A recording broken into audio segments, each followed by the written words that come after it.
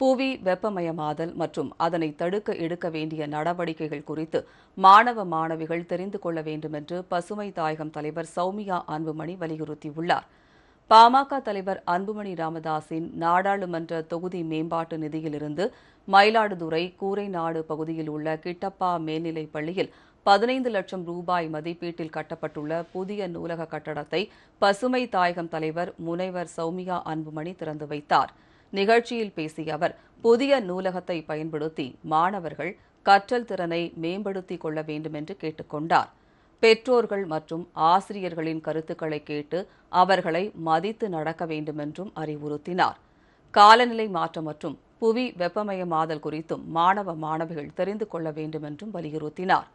புவி வெப்பமயமாவதால் ஏற்படும் பாதிப்புகளையும் அதனை தடுக்க எடுக்க வேண்டிய நடவடிக்கைகள் குறித்தும் தெரிந்து கொள்ள வேண்டும் என்றும் சௌமியா அன்புமணி வலியுறுத்தினார். ஆசிரியர்களையும் பெற்றோர்களையும் மதித்து நடங்கள். அவர்கள் சொல்வது அது சொல்ற விதம் தான் நல்லா இருக்காது. அவங்க சொல்ல தெரியாம கூட சொல்லலாம். எப்படி சொல்றதுன்னு தெரியாம அதட்டியோ உருட்டியோ தப்பாவோ சொல்லலாம். ஆனா நல்லதுக்கு தான் சொல்றாங்க, உங்களுடைய நன்மைக்கு தான் அவர்கள் சொல்கிறார்கள் என்பதை கேட்டு அவர்களை மதித்து நல்ல ஒழுக்கமான பிள்ளைகளாக வளர வேண்டும் என்பதுதான் என்னுடைய வாழ்த்து. புவி குளோபல் வார்மிங் சொல்றோம், புவி சூடாகுது.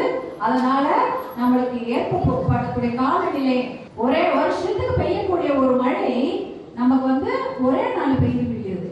950 மில்லிமீட்டர் தான் ஒரு மழை பெய்யணும் ஒரு வருஷத்துக்கு முழுக்கன்னா ஒரு நாள் பெய்யுது. இதற்கெல்லாம் காரணம் காலநிலை மாற்றம். இதை பற்றிலாம் நீங்க பள்ளிக்கூடத்துல படிச்சிருப்பீங்க.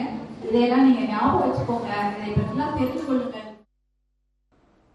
இந்நிகழ்ச்சியில் கிட்டப்பா மேல்நிலைப்பள்ளி தலைமை ஆசிரியர் அன்பு செழியன், பெற்றோர் ஆசிரியர் கழக தலைவர் ஜெகவீர பாண்டியன், பாமக மாவட்ட தலைவர் கோசு மணி உள்ளிட்ட நிர்வாகிகள் மற்றும் ஆசிரியர்கள், மாணவ மாணவிகள் ஆகியோர் கலந்து கொண்டனர்.